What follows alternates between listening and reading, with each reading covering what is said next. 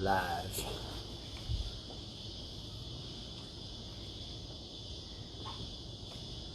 Right, I'll just say something first and then we'll start it. Sure. Like it? Yeah. Yeah. Right, happy Friday. We're going to do the intro before. Yeah, no, we will. We're going to start though. Fans are watching. Alright, we're on. Here we are. Friday. We've got a guest, big dog. Finally! Got him on. We Got a guest. Big Daz. I've known Daz for, I'm going to say 5 years? Yeah, Six, four or five. Maybe 5? I reckon 5. Because it's been about a year since you've been here in the planning stage. Before that. At least 3 years. I reckon 4 to 5 years. 4 to 5 years, yeah. So Big Daz is chiropractor and a doctor. Doctor. Yeah, I'm saying that. Doctor of chiropractic. Doctor of Yeah. chiropractor. Yeah, that's it. Not chiropractic. Chiropractic. There you go. Yeah, so Big Daz, we thought we'd get Big Daz on today just to have a bit of a chat about obviously his journey, his story, and patients he deals with. Obviously, being a chiropractor, he probably sees a lot of, I know he works a lot with spines. Yep.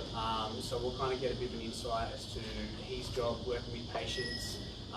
We'll rattle off some questions to him and See where it goes. chat and see where it goes. Awesome. Sounds good. So Big Daz, welcome. Thank you. Welcome Thanks, to the gentlemen. You're actually, you know what? You're actually the first guess in the guest of the EMP show. Oh, I like Since that. we I like rebranded. that. All right. First guest. So maybe every year we'll do like a refresher We can. Maybe we should. podcast and see what's changed over a year. Multiple times. There you go. Awesome. So how are you? I'm well. It's a beautiful summer day. I'm Yeah. happy to be here. Yeah, I love talking about health and fitness, and Yeah. obviously, as a chiropractor, the conversation is usually around conditions, and things that people are dealing with. But then you come into the gym, and it becomes a little bit more about exercise performance, energy levels, quality of life. So it's kind of roundabout similar, but there's a different kind of point of view to it. And so I love talking about how we focus on our health and how that influences our lives, And you guys do it a certain way, I do it in a slightly different way, but hopefully at the end of the day the people that we work with benefit.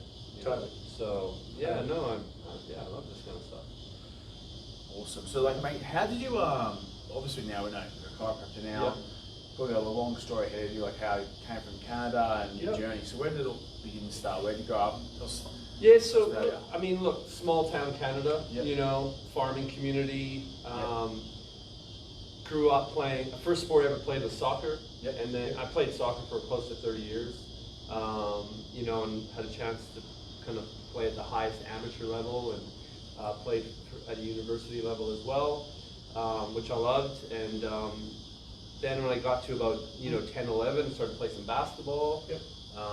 Some baseball, and then when I went to high school, I played American football. And so, it was just all year round playing sports. Never was inside a gym. Never. I was a skinny little guy, but I just loved playing sports.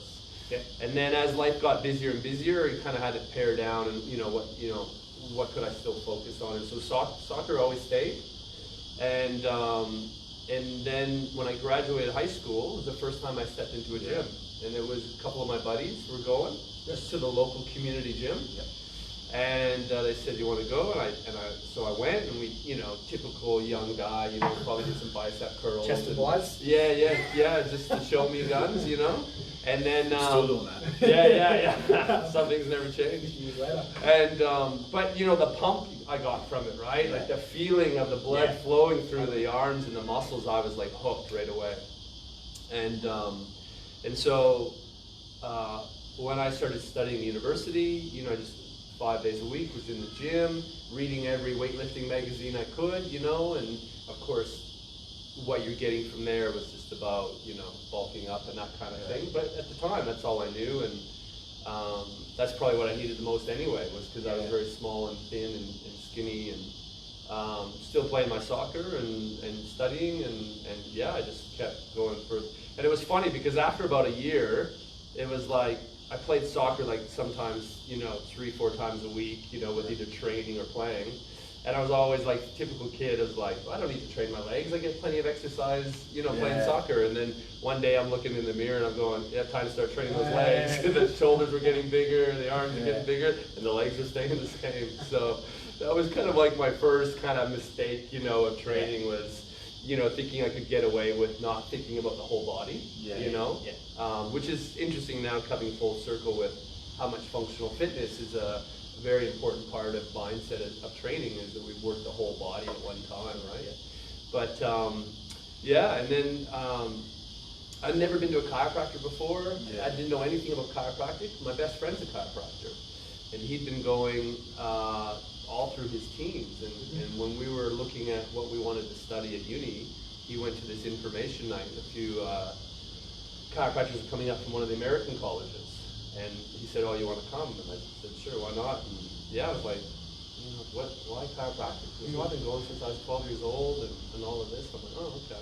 So I'd already kind of decided the route I was going to go down, which was law enforcement. And he went, he studied sciences and then into chiropractic. And then when I graduated and got hired, he was still studying down in the States. And so I used to go down and visit him, and just to catch up and stuff. It was a 5-hour drive. And that's when I was like, what's chiropractic about? And, he just started talking about some of the philosophy of natural health, of trying to get the body to heal itself, working the spine, and it just really appealed to me. I'd always been health conscious.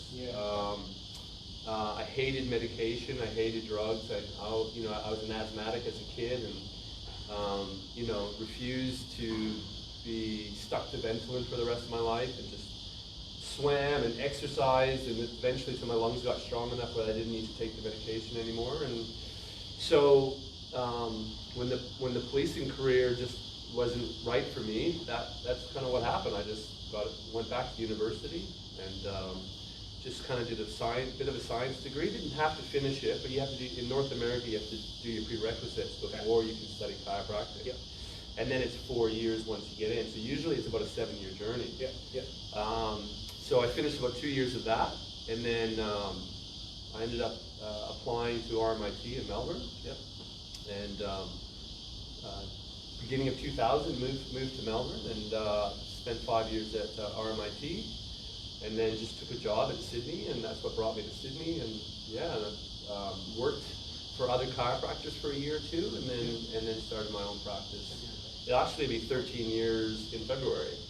So, I'm owning my own practice. So that's kind of been the journey. It's gone quick now. So why RMIT? Was it? Why Melbourne? Yeah. So at the times when I was in Canada and I was looking at options in Australia, RMIT has the original first chiropractic course in Australia. So it has the longest running course. It had kind of the best reputation. So that was the motivation, just to go to what I thought was the best as somebody living halfway across the world. Now, in reality, nowadays, the education is quite standardized, and probably it really doesn't matter whether you go to Sydney, Melbourne, Perth.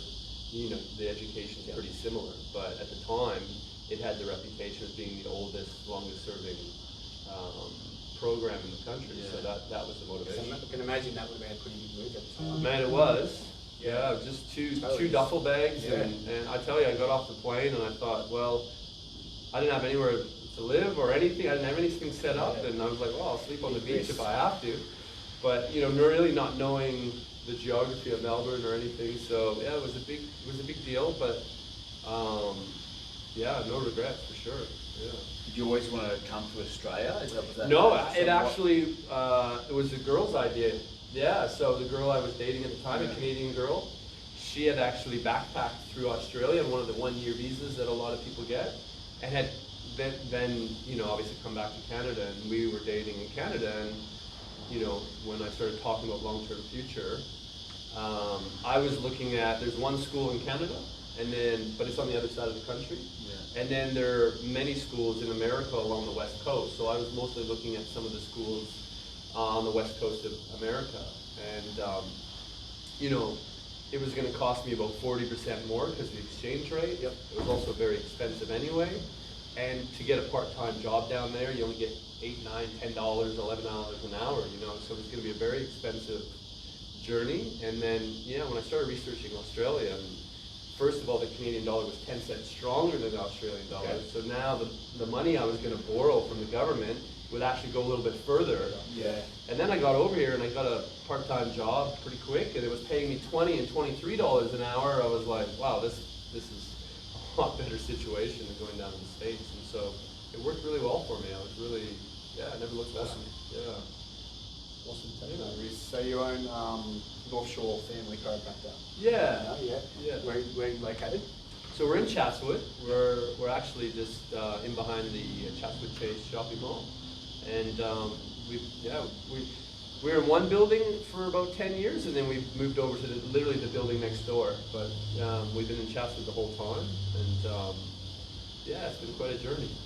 I didn't have any experience in owning a business before that, so you know there's the battle of growing and learning as a doctor and helping people, and then there's the growth of running a business and figuring out how to let people know you're there, what type of problems you can help with, you know, and then just also just managing the day-to-day, you know, stress of making sure, you know, that everything runs smoothly. Yeah, yeah. So life of a business owner, right? yeah, it's because at the end of the day, it's a small business, you know. Exactly. It's, you know, as they say, small businesses run this country, you know.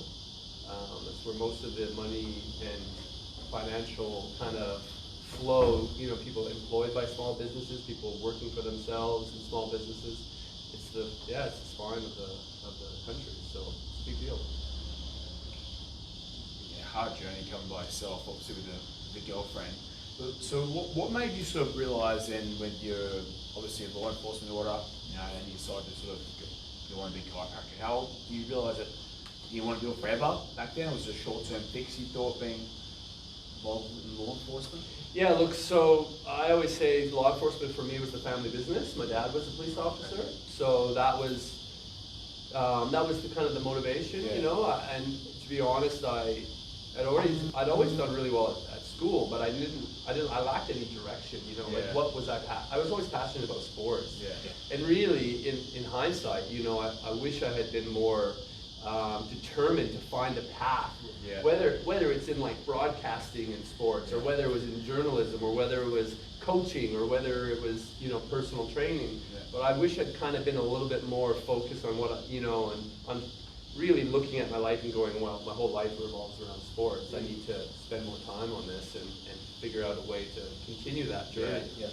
But you know, what was in front of me every day was my father, you know, and working, and of course all his friends were police officers, and so there, you know, you just become part of a bit of community, you know, and so it was comfortable, and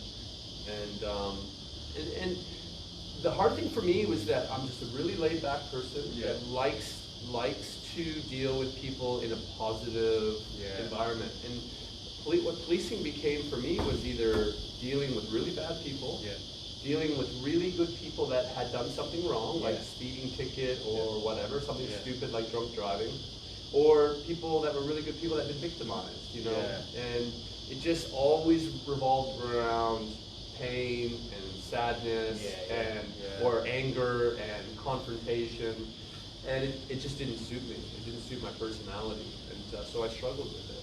And so it was a big decision, because, you know, I was in a small town. The wage I got was a very good wage for the cost of living where I grew up, and you know, that was, generally speaking, you get into policing, you know, that's a career for life. It's a career for life, you know, and pretty good benefits at the end and all that stuff. And so it was a big decision to give all that away and go back to university and start from scratch. And mid-20s when you gave that up? I actually got hired just as I was turning 21. Yeah, so I was about, I think it was about 24 and a half, somewhere around there. I finished about 3 years of policing and then went back to uni. So So we'll wrap about 31 years in that. Yeah, I actually graduated November of 2004. So that was, it was actually 31.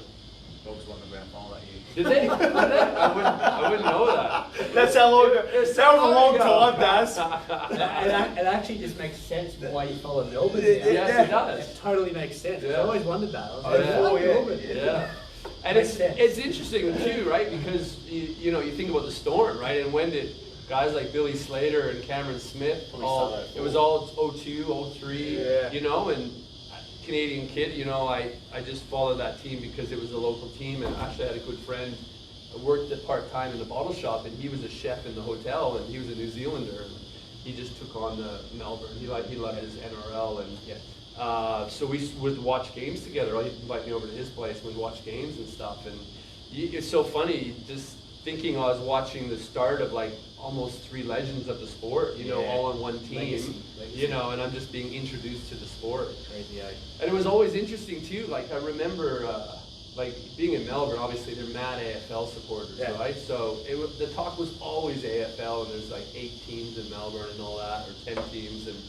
And then I remember the first time I moved to Sydney, and all they ever talk about is NRL, right? And nothing, like there's this one little square in the newspaper about AFL, and I was like, oh my God, it was like a 10-hour drive apart from each other, and it's like, Different country, worlds. yeah. almost like a different country. Yeah. It was really interesting watching that. And in the beginning, you know, having been surrounded by AFL, I was like, oh, how do I get my AFL fix? You know, and but now it's like, oh, you know, I spend almost no time watching AFL and most of my time watching NRL, you know. So Said the white. I have.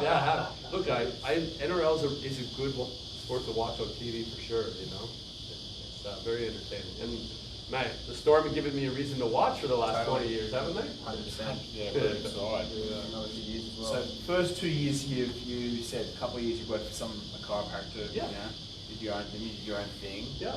First couple of years, was there something, you know, sort of misconception you thought in your head what dealing with people was and what being a chiropractor was all about? And then tough times obviously in the first couple of years. Yeah, trying to so get things yeah, out. that's actually a really good question, because for me, chiropractic was a new journey with no influence from anyone. You know, like a lot of chiropractors are chiropractors because they went to a chiropractor, or because their family is involved in chiropractic, or they had some type of serious problem and the chiropractor was able to help them and they were inspired by that.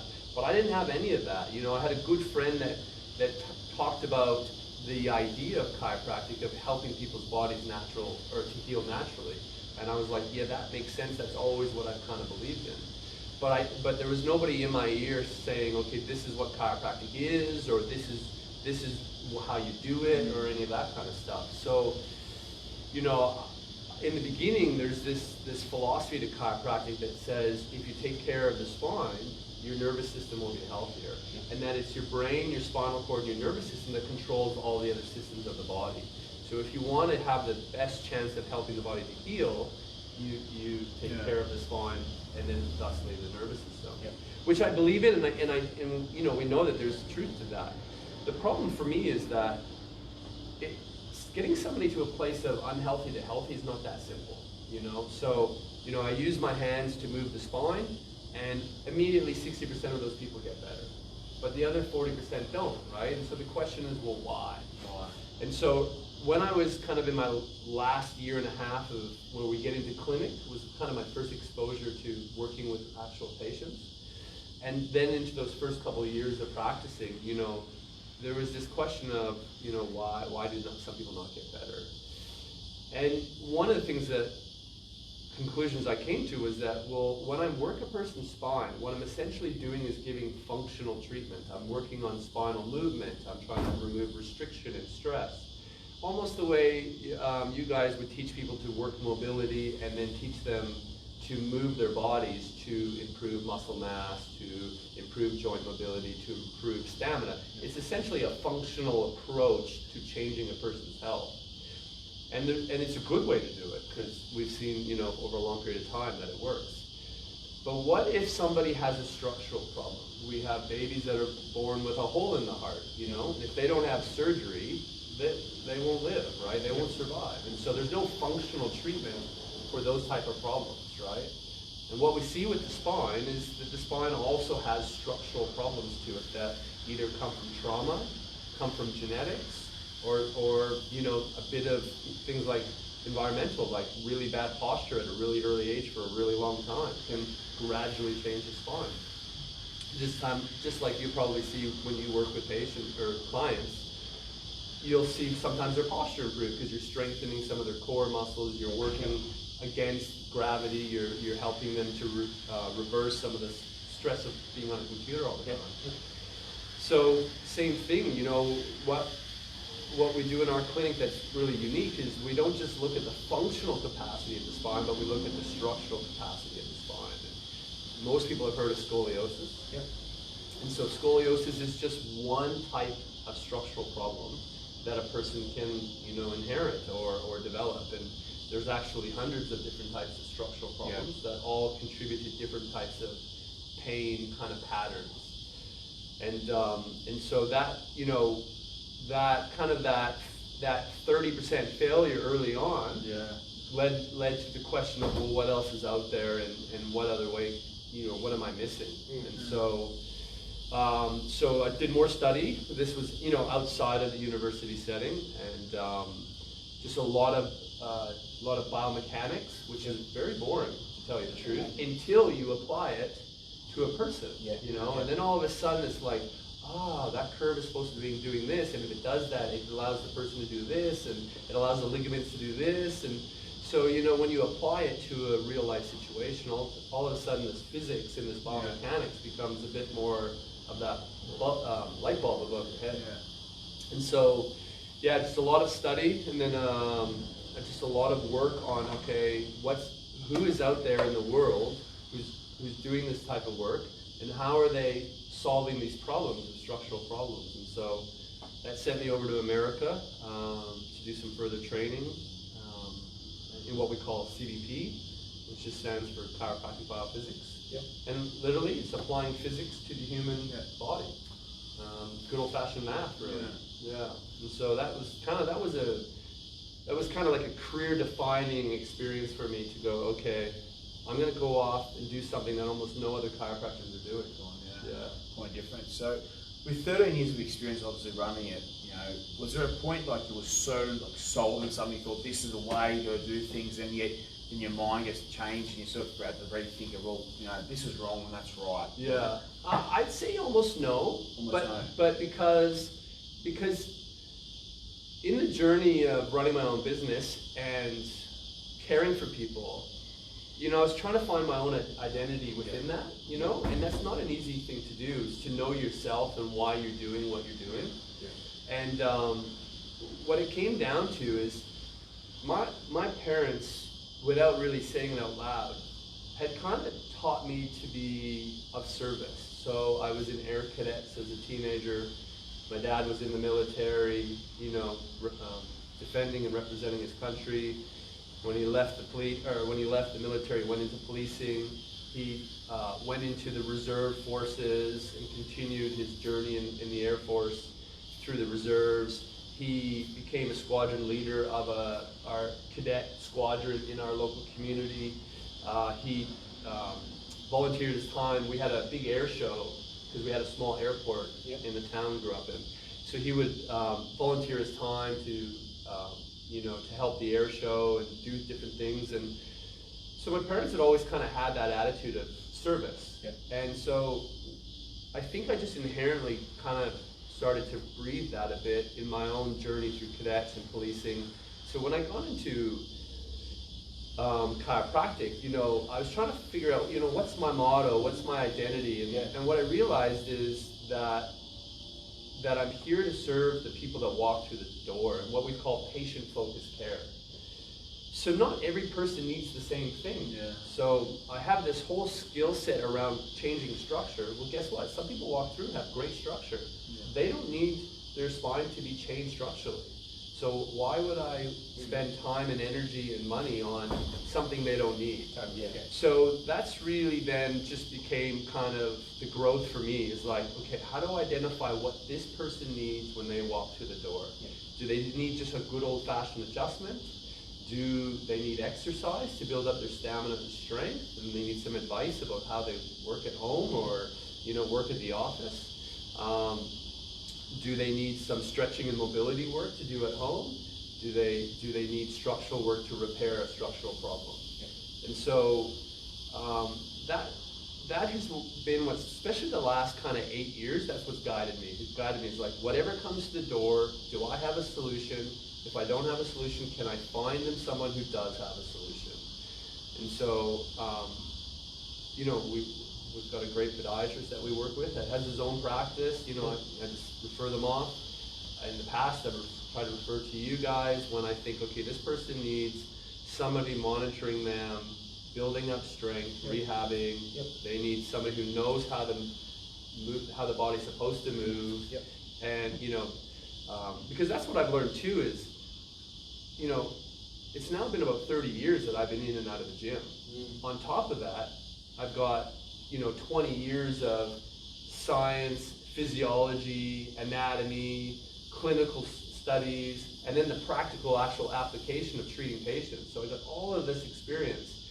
And so, you know, when I come into a gym and I'm getting ready to work out, I know what I need to stretch, I know what I need to mobilize, I know how to warm myself up, I know what parts of my body, I know everything about my body pretty much, right? And so I start to think everybody knows that basic knowledge, right? And so the truth is, it's not basic knowledge. It's actually, you know, when we all go to school, we don't really learn about our bodies at all. So, you know, when I recognize that somebody needs some exercise, they need to start taking some control of their health, you know, I don't like just saying go to a gym because they could get it wrong, right? And then, you know, they come back into the clinic and they're worse off than they were before, right? And so I think that that's, you know, one of the reasons that, you know, I enjoy being in your gym. You know, I get the chance to not only work out, but I'm always watching you guys.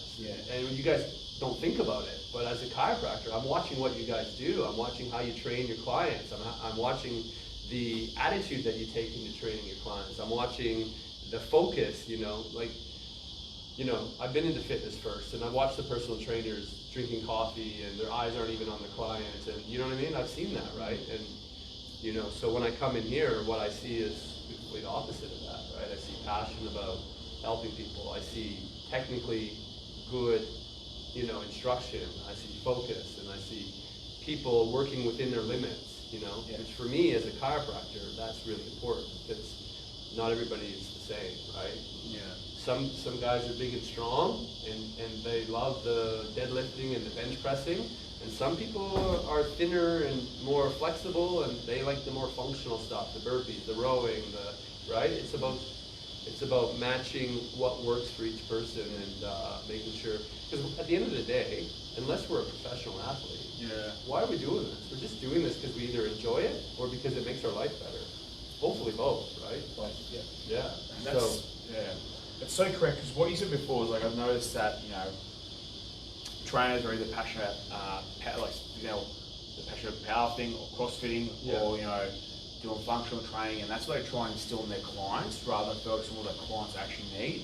Like something really true for, like, I enjoy, you know, bodybuilding / powerlifting. But, you know, working with Luke now, last 6 months, I've actually realised how good training cardiovascularly is, like, you know, CrossFit style workouts. And I actually really endorse those things, and everyone should actually put themselves in the position where they're learning and trying new things, and actually more of a comfort zone thing. But I've also found that with all my clients, I've done what they needed. And a lot of PTs and chiros, they don't necessarily give them what they need. They give them what they feel they need. You know, what they need. You know, like, because I'm a powerlifter, I deadlift, like, you should be deadlifting twice a week and arching a bench press back. You know, and that's quite funny. It's very funny, because it's very true. Because fitness first, like, you almost see them putting their passions onto their clients rather than you know, helping them find their own passion. Because there's so many ways to skin a cat. There's so many ways to skin a cat. There's no right or wrong way. There's probably plenty of wrong ways. But there's a lot of right ways to do it. You know? And you know, and this is so my study of biomechanics and of structure and of frame has really opened my eyes. So, you know, Mel, if we look at you, we say, well, why is Mel so good at the strength stuff? And there's simple things you can look at. Like, you can look at the diameter, between your sternum and your spine, right? If you look at your profile, you're a lot thicker through the body than me, right? I'm really thin. Like, honestly, if it wasn't for CrossFitting and weight training, I would naturally be about an 83 kilo guy, you know? And I'd go running, 6'2", you know, I'd go running. I'm not a power guy. I'm more of an endurance, and that's why also the soccer was always good, because I could run all day, you know? But I do more of the power stuff because I enjoy it, but I also recognize I'm never going to be as strong as you, no matter how hard I work out, because you've got some structural properties about you that lend itself to power and strength. And this is the thing, like when somebody walks through your door, it's like, okay, what do I got here? You know, is this person hypermobile and has really unstable joints? Do I really want to be teaching them to snatch and overhead squatting, you know, movements that really compromise the joints, right? So, you know, the next person comes in and is 5'10" and 220 kilos, 220 pounds or 100 kilos. Am I going to make him run 20 and 30 kilometers a week? No, like their joints won't hold up to all of that, you know, all to that pounding, and their heart and lungs have to work so much harder to carry that weight, right? So it doesn't mean we don't give them some cardiovascular exercise. That's me doing burpees, mate. Yeah, that's right. But it's true, right? And look, like I've enjoyed doing CrossFit, and I'm limited all the time by my height and by the fact that I'm not a power athlete, right? But do I push myself through some of that because I grow as a person? Yeah, and am a more well-rounded athlete because of it. So there's always that kind of gray area of, okay, do I push myself into discomfort, but do I also recognize I'm always going to have, I'm never going to be good at gymnastics, right? If you look at professional gymnasts in the Olympics, they're all 5'6", 5'3", 5'2". I mean, the female American, she's I think 4'11", right? Yeah. And she's an absolute pocket rocket, right? So somebody who's 6 feet, the levers are so much longer, you'll never compete with the person that's 5 feet tall in those type of movements, right? So it's a real important part of a person. You know, a personal trainer actually has a lot of responsibility when people are walking through the door to recognize who their clients are, make it safe, make it challenging, make it fun, you know, and obviously every client has a different goal, you know. Some want to lose weight, some want to get stronger, some want to look good in front of the mirror. Some just want to live longer and be able to play with their grandchildren, right? Like, you know, and that goes back to the comment before, like if we're not a professional athlete, why are we doing this? Well, hopefully we're doing this so we can have a long, healthy life. You know? Because you need compliance across the board for life. You need compliance, you know, develop a plan that someone's going to do, like, that's an execution of, you know, what you want to do in and outside the gym. For both professions is super important. We actually got a really good question from Nick Fox. And he goes, can you please define the difference between a chiro opposed to a physio, in particular ways regarding management of chronic injuries with rehab and acute things? Yeah, so like this is probably one of the most common questions I get. It's not the easiest question to answer because the big thing is there's overlap. Right? So if you look at physiotherapists, not every physiotherapist does the same thing. Some physios will learn a bit of spinal manipulation and they'll like to do some of that, right? Do they study and do as much as a chiropractor does? No, but they will be introduced to some of those techniques. Some physios don't do any of that spinal mobilizing, adjusting stuff. They mostly do, you know, muscle rehab, post-surgical rehab, you know, aged care rehab. So there's really a variety, and it's the same with chiropractics. Some chiropractors only deal with athletes and sports rehab, and there's me. I mean, I basically got kind of two mindsets when I see patients. One is conditions, neck pain, back pain, sciatica, disc problems, you know, your basic things that affect the common community on a daily basis. And then I have my kind of the CBP structural work, people with chronic spinal problems that need a specific treatment to fix a specific problem, that, you know, that they're kind of unique, I guess you could say, special kind of situation. So if I was generalizing, what I'd say is chiropractic starts with spine first and tries to be as holistic as possible. So for instance, one of my patients that came in today said, I noticed that when I was going to my physio, she would work on my back, and that would get better, and then my neck would start to hurt. And then she would work on my neck, and then after that would start to get better, my back would start to bother me. And it was always one thing was offsetting the other. And I said to her, well, you know, the spine is one organ, right? So just like the heart has 4 chambers, it doesn't matter, it's one organ. Same with the spine. Even though we break it down into, you know, 24 bones or 3 regions, it's one organ. So when we're caring for the spine, we should care for the whole thing all the time. We shouldn't just focus on where it hurts, we should focus on the whole thing. And so what I'd say is in general, chiropractic tries to hold on to that principle of we care for the whole spine. It's a foundational organ that can't be replaced, right? We can replace, you know, kidneys and livers, we can replace the heart, we can't replace our spine. So we care for it almost the way a dentist would try to help you care for your teeth through your whole life. We try to do the same with the spine. And I think, but you know, if I got somebody who's torn a hamstring, I'm like, go see your physio. Because a physio has a lot more clinical experience on rehabbing that. Soft tissue. Yeah, soft tissue, but also knowing at what stage do you start re-exercising, and then how do you break down that exercise before you're at 100% again, right? I don't have those protocols in place. You know, I can do a bit of soft tissue, but I can't tell you, okay, this is a grade 3, so it takes 8, you know what I mean? Physio's gonna have more experience around that stuff. But if you've got a spinal problem, a disc problem, my opinion is the chiropractor's gonna have more experience with that. So I hope that helps. Good answer. Good question. Really good question. What are the main issues you kind of see on a day-to-day basis as with patients? Look, so as I kind of alluded to, there's kind of 2 kind of little categories. There's just your everyday, so the 2 biggest problems we have in society from a disability point of view, back and neck, right? So most of the people coming to me either have back, and when we say back, usually it's the lower back. So either low back pain or neck and shoulder pain. Those are the 2 bread and butters. And with your low back pain, do you put that down to thoracic most of the time, being too jammed up because of flexion? It's one of the reasons. So there's a lot, so this is the biggest challenge is, you know, you diagnose somebody with asthma, it's one diagnosis, one basic explanation as to why the person probably has the asthma. But with back pain, it's such a vague generalized diagnosis. So one person can have a muscular problem. One patient used to be an ex-rower, right? And he had developed an overactive low back. So his glutes weren't firing, his back was firing. So with him, I worked on him and it helped, but he was never that 100%. And then I started getting him to do certain, you know, glute activation, and his back would always fire first, and then his glutes would fire. It was like, whoa, whoa, whoa, right? And so then I sent him, you know, to someone to just work on his kind of remembering how to properly activate different muscles, you know, and get the right pattern of muscle firing. Something a personal trainer, you know, should be good at doing and helping with.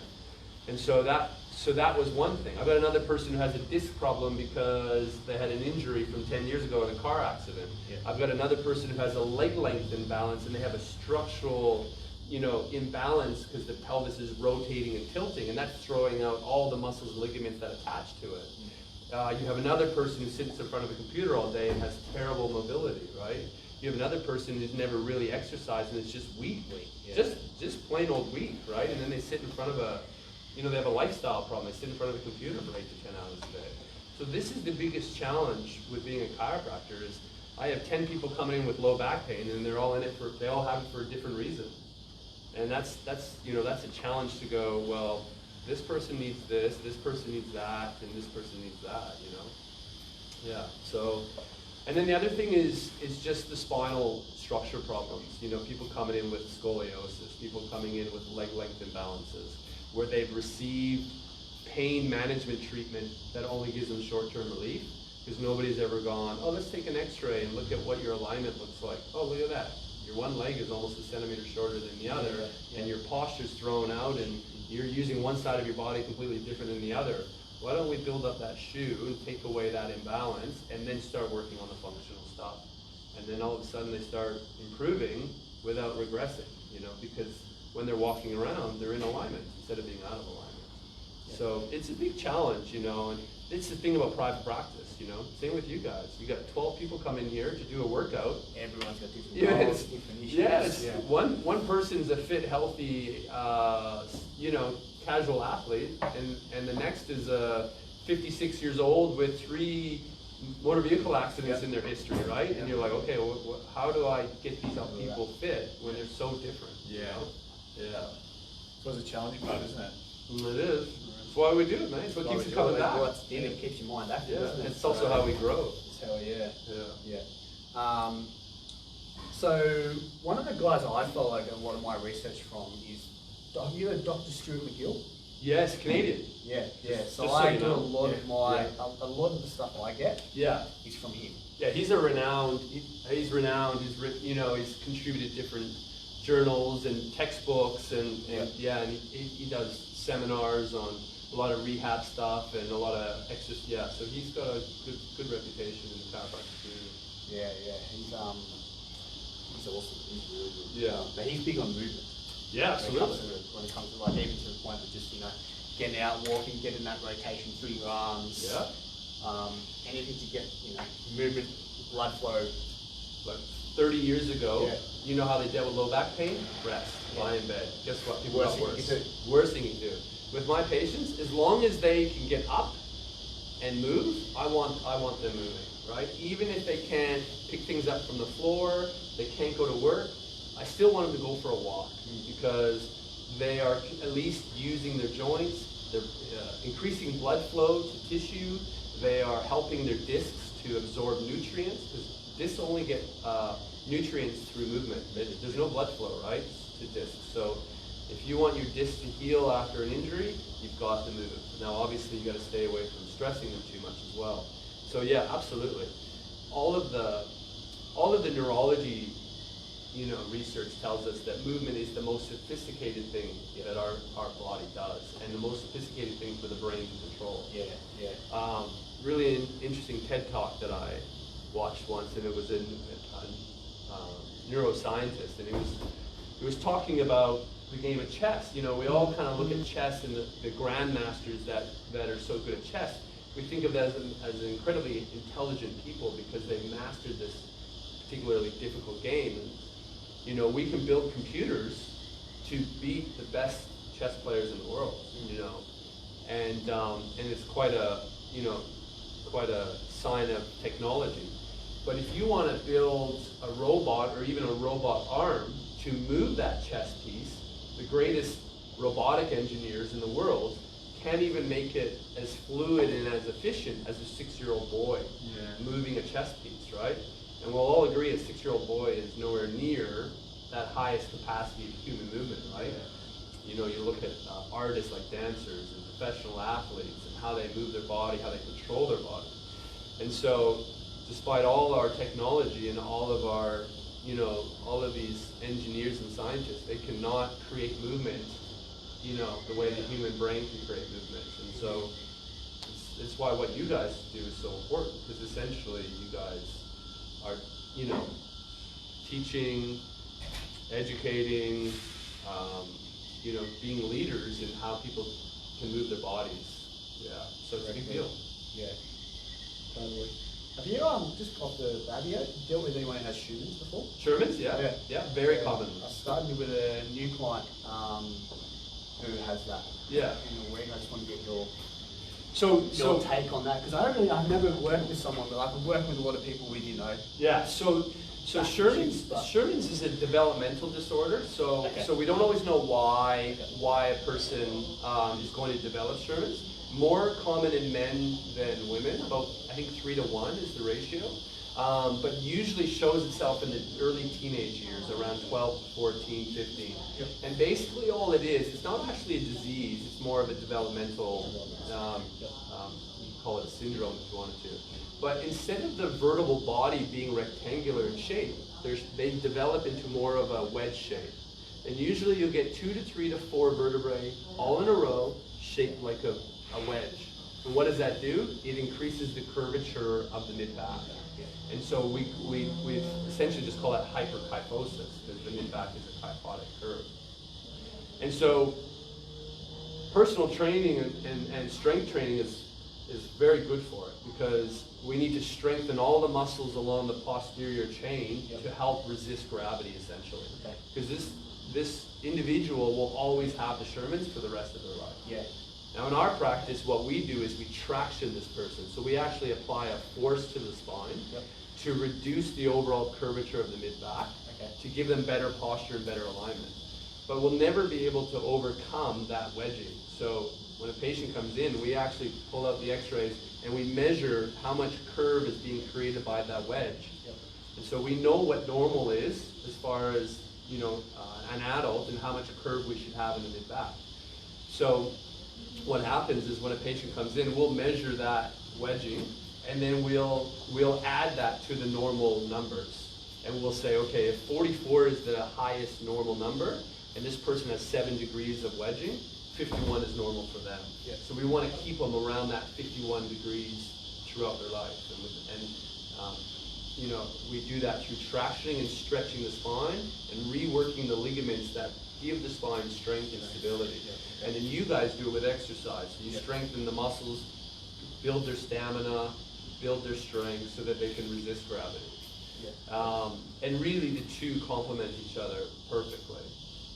So yeah, Sherman's is a very perfect example of what I do that's unique and different, because that traction equipment and that approach, 98% of chiropractors can't do. They'll just mobilize the joints, which feels good, doesn't change the spine. Well, that's the thing. So she says she's just come to me. Starts with me next week, but she reckons she's seen physio, chiro, and to this day still having back issues. So that's, you know, could potentially be quite. That's it. So we actually meet a lot of. It always ends up being a long story, but a lot of patients with Sherman's ends up at our front door. Because we've got something for them that nobody else can do for them.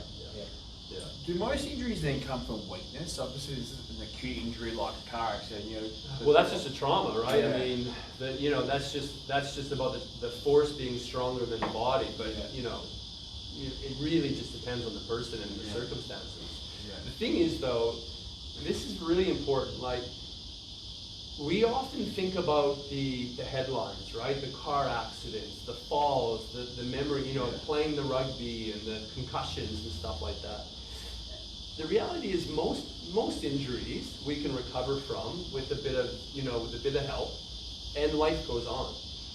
It's actually the chronic life choices that do the most damage, you know, because the things that are happening day in and day out eventually lead to chronic pain. And when a person starts experiencing pain on a day-to-day basis, they start to get depressed. They lose hope. They lose optimism. And it really affects their ability to enjoy their life, you know? And so that's what doesn't get talked about enough is the approach to our life, our habits, our choices. You know, do we walk away from the fridge? You know, do we walk away from the TV, from the computer? I mean, most of my patients, I don't care if they swim, walk, play netball on a Saturday.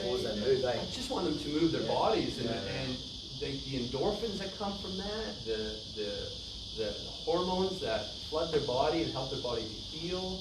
You know, it's just a whole different lifestyle, you know. And so, it's the chronic stuff that causes people the most sadness, the most frustration, the most, you know, loss of quality of life. And you know, and again, it's the same journey for me. You know, I'm almost 50 now, and I'm still in here 4 days a week trying to do my best just to be well, to be strong, to be mobile. And you know, I don't go as far or as fast as I used to, but it doesn't matter, you know. It's just a journey of taking care of myself. And the older you get, the more important it is. Absolutely. Look, the older we get, the less efficient our body is. Well, so in all things, in all hormones, lean muscle mass, everything. Absolutely. So the more important it becomes to walk into your guys' gym, basically. It's a domino effect, isn't it, really? I want to get your thoughts on butt week. From what point of view? From constantly loading the spine, i.e. a back squat, and having that butt wink at the bottom. So I was listening to a podcast today, and with Stuart McGill, and he was really going into depth about that and the research they've done, and what they've seen from people constantly doing that, loading the spine. I just want to get your point of view on that. It's really interesting because when I was first introduced to functional, so my first real exposure to functional fitness other than playing sports was CrossFit. And I'd never really done any type of gymnastics style of exercise. And of course, what's the first thing that they teach us with that is the hollow hold position, right? Where we flatten our back. And as a chiropractor, I'm like, what? That's not healthy. That's not right because we know that the low back is a lordotic or reverse curve, and we want to preserve that curve to give the spine strength. Because at the end of the day, the spine is a spring. So in a long time ago, we used to think discs were springs where they would absorb the stress of gravity. We now know that's completely false. What discs do is they actually assist in movement of the spine, and they of course also separate the vertebrae so that the nerves can get through the holes on the way to the different parts of the body. What actually gives you that strength and stability and that resistance to gravity is the shape of your spine. Your spine is normally 3 curves, with your sacrum being a 4th curve because it has a curve to it. And so the curves is what gives you the spring. So in chiropractic and certainly CVP, we always want to preserve those curves because that gives you the most strength against gravity. But then it occurred to me, if I'm doing gymnastics, I'm not actually normally weight bearing. I'm either lying on my back or I'm hanging from a bar. So in this situation, the curves are not as important. And what's more important is the muscle contraction and the control of the muscle system around the spine. And that's where the hollow hold positions become more important. Can I activate the right muscles to have the right endurance? But if I'm squatting and I'm going to load my spine, then I want good hip movement and I want a good curve in my low back. Obviously, I don't want to over-accentuate it because you can put too much curve into the low back and that creates weakness as well in the discs. But you absolutely want to preserve that posture. You want to have good hip mobility. And of course, we want to keep our upper bodies over our hips, right? What's one of probably the worst things that you guys see with people squatting is their rib cage comes forward relative to their hips. And then that, of course, is going to load the discs and really increase the risk of injury. So from my perspective, it's really situational, but with a squat, we want to preserve good hip mobility, good upright posture, and we really just want to brace the low back with the lordosis, but we really want the glutes and the bum to be doing most of the work, Does that sound about what you kind of is? Like his biggest thing was he was totally against it. Purely because what we've seen in the models that they've used is the degeneration at the bottom of the lumbar. And over time. So what's happening there is when you look at the sacrum, which is the middle bone of the pelvis, it is sitting at an angle, right? And then the spine curves.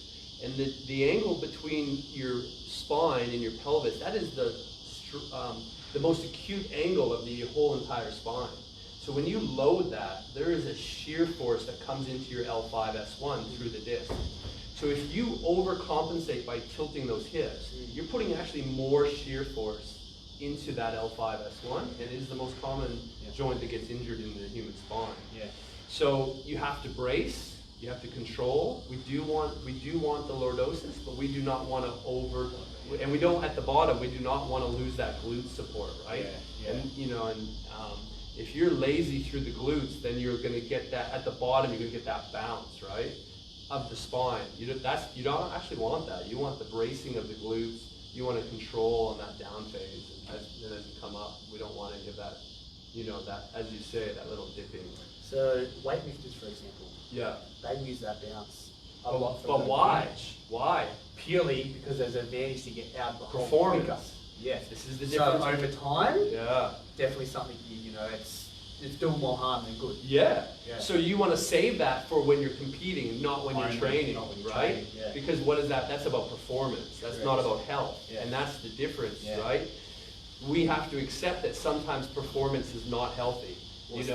As you say, it's not. If you want to be an athlete, expect to not be healthy. Yeah, ask a triathlete, ask a professional CrossFitter. They're injured all the time. They're Correct. sore. They're broken down. Yeah. And you know, as we get smarter about our training, we'll probably learn that actually we don't need to train 6 hours a day in order to be really good athletes. But yeah, absolutely. That's the smart athlete is going to, okay, that helps me in the moment. So I'll save it for those special moments. Yeah. But my training will be about, you know, about getting as strong as I can without creating risk.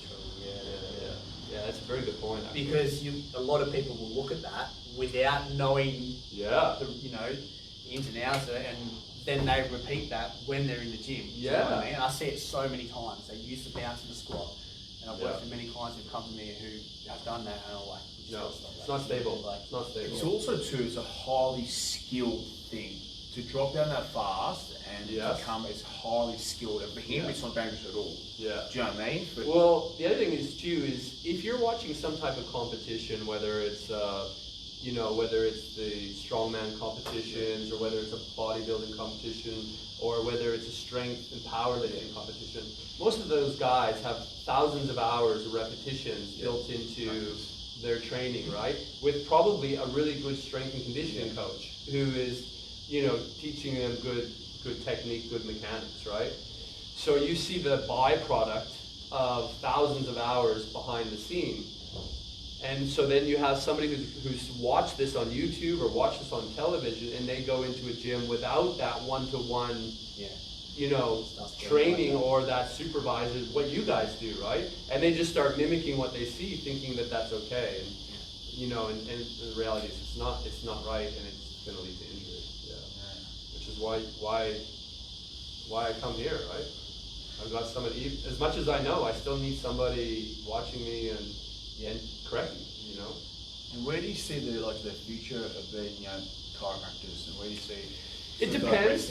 Yeah, it depends. What we're starting to see is chiropractors starting to get involved in more research, more government-related research. Yeah.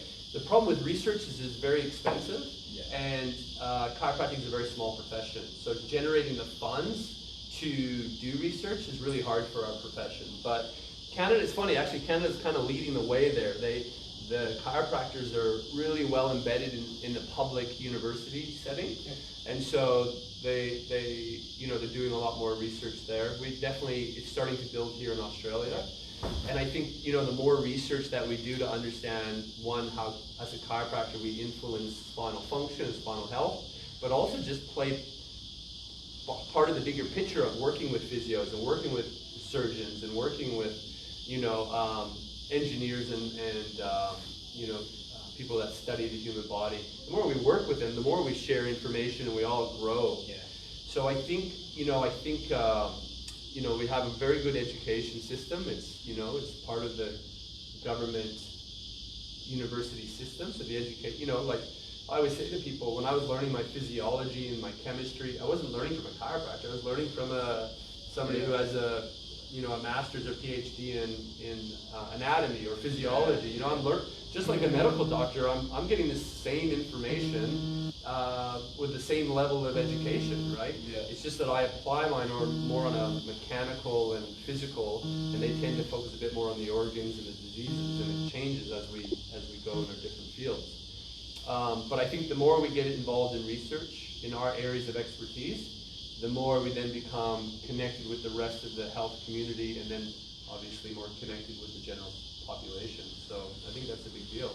And of course the other thing is just keep getting people well, because if you're helping people, they tell their friends or they tell their GP, or I've got a great podiatrist that I work with that works out of the New South Wales, sports performance, down in Narrabeen Lake, and he sends me patients that have, spinal problems, and that he's like, well, the feet and the spine are related in this problem. I'm going to solve this problem for you.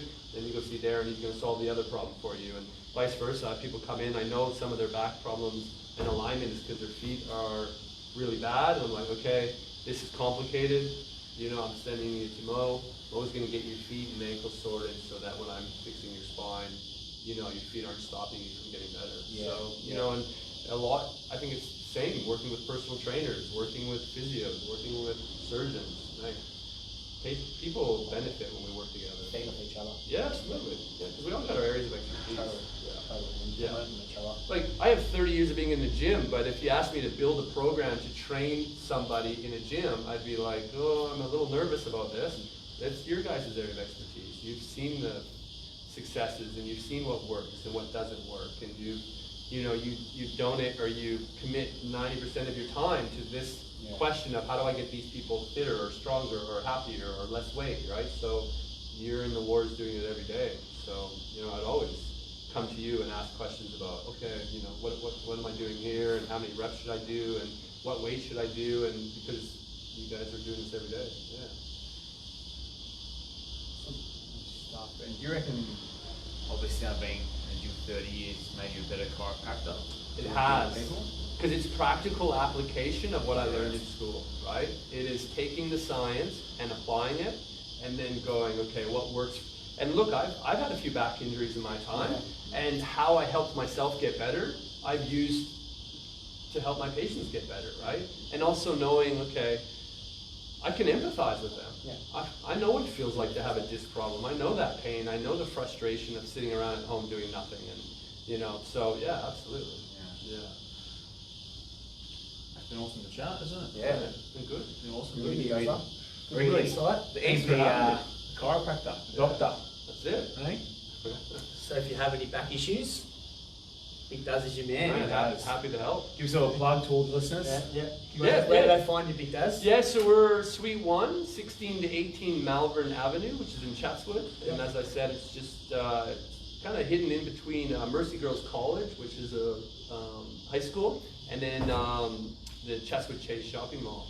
Yep. So yeah. Awesome. Yeah, And thanks guys. Facebook. Yeah, we have a Facebook page. We have a website. Website's a great place to go because we try to do a good job of explaining what makes us unique and what type of things we help with. So that's just www. North Shore Chiros. Right, all the links and that. So So you can find yeah. Big Does there. But Yeah. Man, it's been a blast. awesome. Thanks for having me. That's good. I love this stuff. Yeah. This is I love all this Mate, stuff. So it's talking about what we love, right? yeah. It's so cool. It's a lot easier doing this than having you guys smash me in a workout. That's coming out. Yeah, I know. Thanks so much for Alright, tuning in, awesome. listening. Jump Great on weekend. Jump on our socials and Subscribe. subscribe. YouTube as well. 5-star review, YouTube. Yeah. Jump on. 5-star. Thanks, team. All right, Thanks, guys. over and out. Thanks, Dazza. Cheers. Thank you. Did what? Thank you. Thanks, mate. That was good, man. That was good. Now I gotta get all sweaty. Alright. Go give my kids a hug. It's good, solid hell. Good, mate. That was it. Yeah, that went well. Went fast. Good. Oh. How you doing, Hello. Chris? How you doing? I'm alright. How's your day? Not too bad. Yeah. Joseph Rakic, 20 grand to change your body. 20,000 It's work. Yeah. Yeah. 20 grand Sit in for front of it. the computer. Yeah, literally. When you were talking about that stuff, I'm like, geez. Yeah, that's my life. Hey, girls. Huddles. You know Chris, don't you? Yeah, we said hello. How you doing? What are you guys gonna do? Are you YouTube? Are you still not YouTube either? Are you using an iPad? I don't know what you guys can do in here.